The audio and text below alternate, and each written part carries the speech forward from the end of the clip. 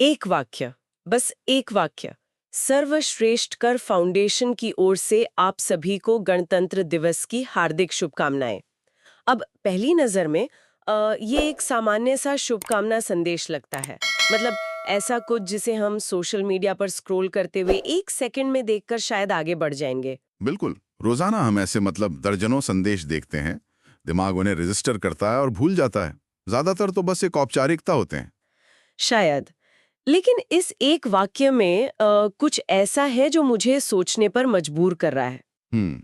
ये बहुत सधा हुआ, बहुत सोचा समझा हुआ लगता है। ऐसा लगता है जैसे इन 10 शब्दों के पीछे एक पूरी कहानी छिपी है। आज हमारी खोज का मिशन यही है, इस साधारण से दिखने वाले संदेश के हर शब्द को, हर परत को खोलकर देखना। और ये समझना कि ये सिर्फ एक शुभकामना क्यों नहीं है। हाँ, बल्कि एक संगठन की पहचान, उसके इरादे और उसकी पूरी संचार रणनीति का एक छोटा सा घोषणा पत्र है।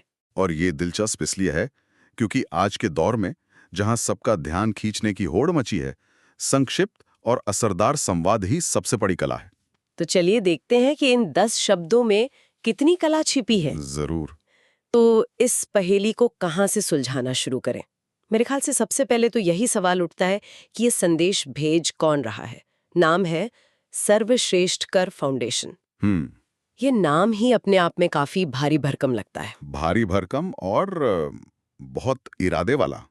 अगर हम इसे तोड़ें तो 3 हिस्से हैं। पहला है सर्व। यानी सब कुछ या सबके लिए। बिल्कुल। ये शब्द शुरुआत में ही संगठन के दायरे को असीमित कर देता है। वे ये नहीं कह रहे कि हम एक खास तबके या इलाके के लिए काम करते हैं। वे कह रहे हैं हमारा मिशन सार्वभौमिक है, सबके लिए है। और दूसरा शब्द है श्रेष्ठ कर। ये तो मतलब आजकल आम बोलचाल में ज्यादा इस्तेमाल भी नहीं होता। नहीं होता। मुझे लगता है कई लोग इसका मतलब भी नहीं जानते होंगे। क्या ये शब्द आज के जमाने में थोड़ा भारी और पुराना नहीं लगता? क्या कोई सरल शब्द जैसे सबके भले के लिए फाउंडेशन बेहतर नहीं होता? ये एक बहुत अच्छा सवाल है। और यहीं पर क्या है कि शब्द चयन की रणनीति सामने आती है। भला या अच्छा बहुत सामान्य शब्द है, उनकी कोई खास वजन नहीं है। हम्म। लेकिन श्रेष्ठकर एक तत्सम शब्द है, संस्कृत से लिया गया है। इसका अर्थ सिर्फ अच्छा नहीं, बल्कि सबसे उत्तम, सबसे कल्याणकारी या सबसे ज्यादा फायदेमंद है। अच्छा। इस एक शब्द में एक उत्कृष्टता और गंभीरता का भाव है। ये कहता है कि हम सिर्फ अच्छा नहीं करना चाहते, हम वो करना चाहते हैं जो सबके लिए सर्वोत्तम हो। ये एक बहुत ऊंचा मानक तय करता है। मतलब ये शब्द जानबूझकर इसलिए चुना गया है ताकि वो भीड़ से अलग दिखें और अपने काम के लिए एक बहुत ऊंचा लक्ष्य तय करें। हाँ, ये एक तरह की गारंटी जैसा है। बिल्कुल। और अब तीसरे हिस्से पे आइए, फाउंडेशन। उन्होंने कंपनी, एजेंसी, ऑर्गेनाइजेशन या संस्था जैसे शब्द नहीं चुने। सही बात है। फाउंडेशन शब्द का चुनाव बहुत महत्वपूर्ण है।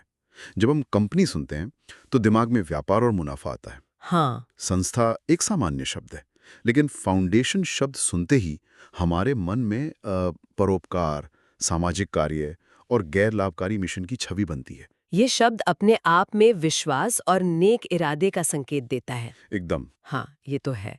फाउंडेशन सुनते ही लगता है कि कोई गंभीर अच्छा काम हो रहा होगा, जबकि मित्तल्स एंड सन्स से लगता है कि वो आपको कुछ बेचना चाहते हैं, भले वो भी चैरिटी कर रहे हो। हाँ हाँ हाँ, बिल्कुल सही।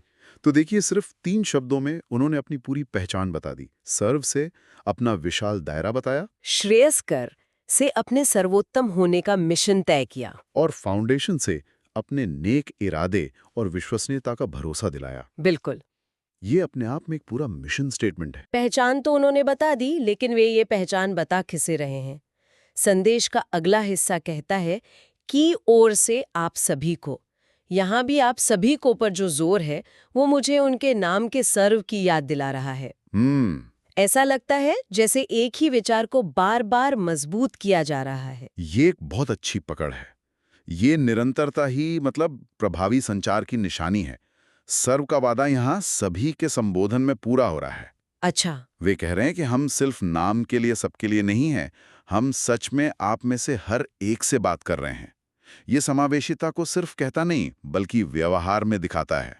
और की ओर से कहना भी एक सामूहिक आवाज का एहसास देता है ना? हाँ। जैसे ये किसी एक इंसान का संदेश नहीं, बल्कि पूरे संगठन की मिली-जुली आवाज है। सही कहा।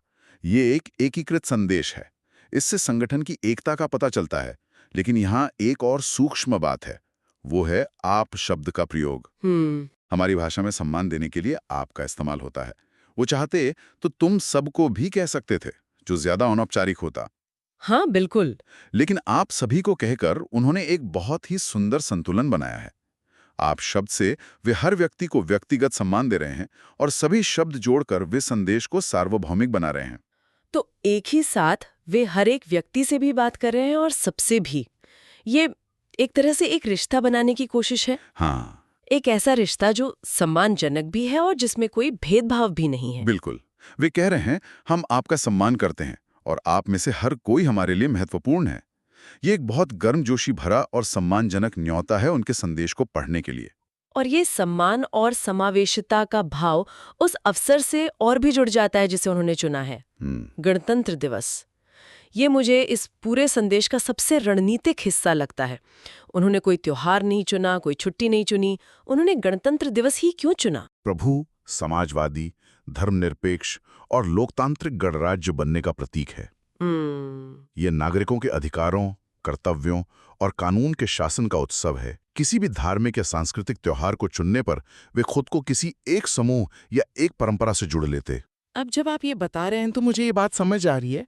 मैं अक्सर देखती हूँ कि कई कंपनियां गणतंत्र दिवस पर अपने लोगों को तिरंगे के रंगों में बदल देती हैं। हाँ, तो ये सिर्फ एक ग्राफिक डिजाइन का फैसला नहीं होता, बल्कि खुद को इन्हीं राष्ट्रीय मूल्यों से जोड़ने का एक सचेत प्रयास है। आपने बिल्कुल सही समझा। ये एक बहुत शक्तिशाली बयान है। गणतंत्र दिवस का चुनाव करके ये फाउंडेशन खुद को किसी धर्म या संस्कृति से नहीं, बल्कि इस देश की नींव, उसके संविधान और उसके मूल्यों से जोड़ रहा है। अच्छा, राष्ट्र केंद्रित संस्था के स्तर पर ले जाता है। अगर वे स्वतंत्रता दिवस चुनते तो क्या तब भी यही मतलब होता? थोड़ा अलग होता। स्वतंत्रता दिवस इतिहास, संघर्ष और आजादी की भावना से जुड़ा है। वो अतीत का सम्मान है। हाँ, जबकि गणतंत्र दिवस व्यवस्था, कानून और आधुनिक भारत के विचार से जुड़ा है। यह भविष्य की ओर देखने वाला एक बयान है, जो नियमों और सिद्धांतों पर आधारित समाज की बात करता है। बात तो सही है। यह एक बहुत ही परिपक्व और सोची समझी छवि प्रस्तुत करता है। तो अब तक हमारे पास एक ऐसी तस्वीर बन रही है, एक भरोसेमंद फाउंडेशन जो सबके लिए सर्वोत्तम काम करने का वादा करता है, हर नागरिक से सम्मान से बात करता है और देश के संवैधानिक मूल्यों में विश्वास रखता है। बिल्कुल। ये सब मिलकर एक बहुत ही औपचारिक और गंभीर छवि बनाता है, लगभग किसी सरकारी विभाग जैसी। ठीक यहीं पर ठीक यहीं पर संदेश का आखिरी हिस्सा अपना जादू दिखाता है। अच्छा। अगर वे यहीं रुक जाते तो ये संदेश प्रभावी तो होता, पर शायद थोड़ा ठंडा और दूर का लगता। लेकिन वे अंत में कहते हैं हार्दिक शुभकामनाएं। हाँ। और ये हार्दिक शब्द सब कुछ बदल देता है। बिल्कुल। वे सिर्फ शुभकामनाएं या बधाई भी कह सकते थे, लेकिन हार्दिक मतलब जो दिल से हो, जिसमें गर्मजोशी हो, ईमानदारी हो। एक औपचारिक संस्था जो अभी-अभी संविधान और राष्ट्र की बात कर रही थी, वो अचानक से इतनी व्यक्तिगत और भावनात्मक हो जाती है। ये मानवीय स्पर्श है। ये शब्द उस औपचारिकता के कवच को तोड़कर एक भावनात्मक संबंध बनाता है। ये कहता है कि हम सिर्फ एक संस्था नहीं हैं, हम भी इंसानों का एक समूह है जो सच में दिल से आपके लिए अच्छा चाहते हैं। सही कहा। ये शब्द विश्वास को दोस्ती में बदलने की क्षमता रखता है। ये फाउंडेशन को एक मानवीय चेहरा देता है। तो ये औपचारिकता और आत्मीयता के बीच का एक संतुलन है। बिल्कुल। ये मिश्रण ही इस संदेश की सबसे बड़ी खूबी है। इस एक शब्द के बिना संदेश अधूरा रह जाता। हाँ, इसकी ताकत को समझने के लिए चलिए एक पल के लिए कल्पना करते हैं कि ये संदेश किसी और तरह से लिखा गया होता। ठीक है। मान लीजिए संदेश होता एसएसएफ की ओर से 26 जनवरी मुबारक। अरे, सुनने में कितना अलग और बेजान लग रहा है। एसएसएफ? ये तो एक अनजाना सा संक्षिप्त नाम है। कौन है ये लोग? पता नहीं। सर्वश्रेयस्कर फाउंडेशन नाम में जो वजन और स्पष्टता थी, वो यहाँ गायब है। बिल्कुल। फिर की ओर से की जगह की तरफ से भी उतना औपचारिक और सम्मानजनक नहीं लगता। नहीं। और 26 जनवरी मुबारक, हाँ। ये तो बस एक तारीख बता रहा है। गणतंत्र दिवस शब्द में जो राष्ट्र और उसके मूल्यों का भाव था, वो 26 जनवरी में नहीं है। ये बस कैलेंडर की एक तारीख है। सही बात है। और मुबारक शब्द हार्दिक शुभकामनाएं की तुलना में कितना सपाट है। उसमें कोई भावना, कोई गर्मजोशी नहीं है। ये तुलना तो कमाल की है। अब मुझे असली संदेश की कारीगरी और भी ज्यादा समझ आ रही है। हर शब्द को तराशा गया है, कुछ भी फालतू नहीं, कुछ भी कम नहीं। एसएसएफ की तरफ से 26 जनवरी मुबारक एक सूचना है, हाँ, जबकि सर्वश्रेष्ठकर फाउंडेशन की ओर से आप सभी को गणतंत्र दिवस की हार्दिक शुभकामनाएं एक अनुभव है। एकदम सटीक। और यही अच्छे और बुरे संचार के बीच का फर्क है। एक जानकारी देता है, दूसरा संबंध बनाता है। इस एक वाक्य ने सिर्फ शुभकामना नहीं दी, इसने पाठक के मन में अपनी एक पूरी छवि गढ़ दी है, भरोसेमंद, समावेशी, राष्ट्रवादी और साथ ही मानवीय। तो जब हम इन 10 शब्दों को एक साथ देखते हैं तो ये सिर्फ एक वाक्य नहीं है, ये विश्वास बनाने का एक पूरा ब्लूप्रिंट है। और ये आज के दौर में और भी ज्यादा महत्वपूर्ण हो जाता है। क्यों? क्योंकि आज हम सूचना के शोर में जी रहे हैं। सोशल मीडिया, विज्ञापन, न्यूज़, हर तरफ से हम पर शब्दों की बमबारी हो रही है। हमारा ध्यान देने का समय बहुत कम हो गया है। सही बात है। ऐसे में जो संगठन या व्यक्ति कम से कम शब्दों में अपने पहचान और अपने इरादे को स्पष्ट रूप से बता सकता है, वही सफल होता है। ये संक्षिप्तता और गहराई का आदर्श मेल है जो इस संदेश को यादगार बनाता है। बिल्कुल। ये सच में सोचने वाली बात है कि हम अपने आसपास की भाषा पर कितना कम ध्यान देते हैं, जबकि उसमें इतने सारे अर्थ छुपे होते हैं।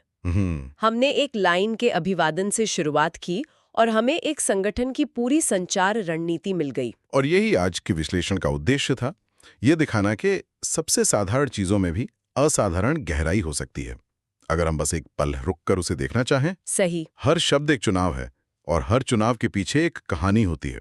इस पूरे विश्लेषण से एक दिलचस्प सवाल उठता है। ये तो एक सार्वजनिक संदेश की बात थी, लेकिन जब हम अपने व्यक्तिगत जीवन में किसी को संदेश भेजते हैं, चाहे वो एक टेक्स्ट मैसेज हो या ईमेल, तो हमारे शब्दों का चुनाव हमारी अपनी पहचान और हमारे रिश्तों के बारे में क्या कहता है? बहुत दिलचस्प सवाल है। क्या हम भी अनजाने में अपने शब्दों से, अपने लहजे से, अपने चुने हुए इमोजी से अपनी एक छवि बना रहे होते हैं? शायद हर संदेश, चाहे कितना भी छोटा क्यों न हो, हमारे बारे में कुछ ना कुछ जरूर कहता है।